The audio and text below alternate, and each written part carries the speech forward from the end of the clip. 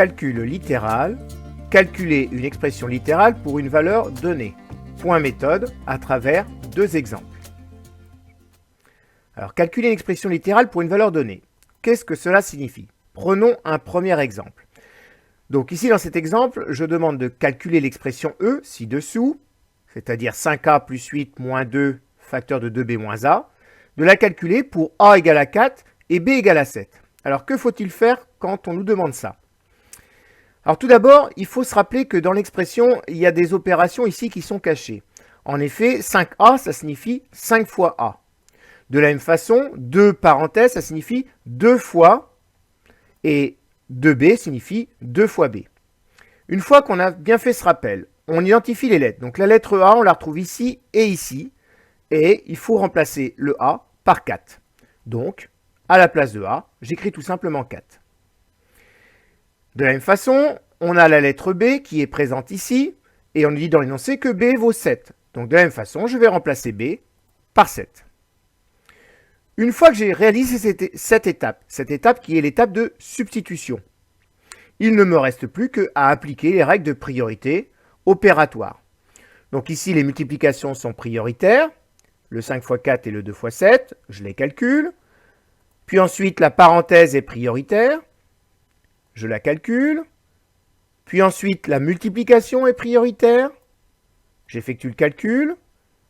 Et puis ici, les calculs s'effectuent de gauche à droite puisqu'il ne reste plus que des additions et des soustractions. Donc 20 plus 8 est prioritaire, et 28 moins 20, on obtient 8 à la fin. Prenons un deuxième exemple. Application à une formule pour calculer un volume.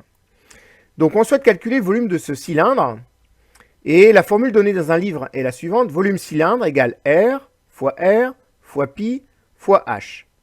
Alors tout d'abord, il faut bien comprendre que cette formule, elle est donnée sous forme d'une expression littérale, puisqu'elle n'est pas donnée sur un exemple en particulier, mais de manière générale.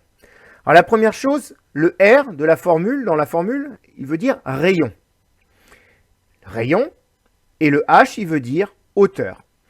Donc il ne me reste plus qu'à substituer la valeur du rayon dans la formule. Ici, sur la figure, le rayon vaut 3, donc je remplace R, les deux R par 3.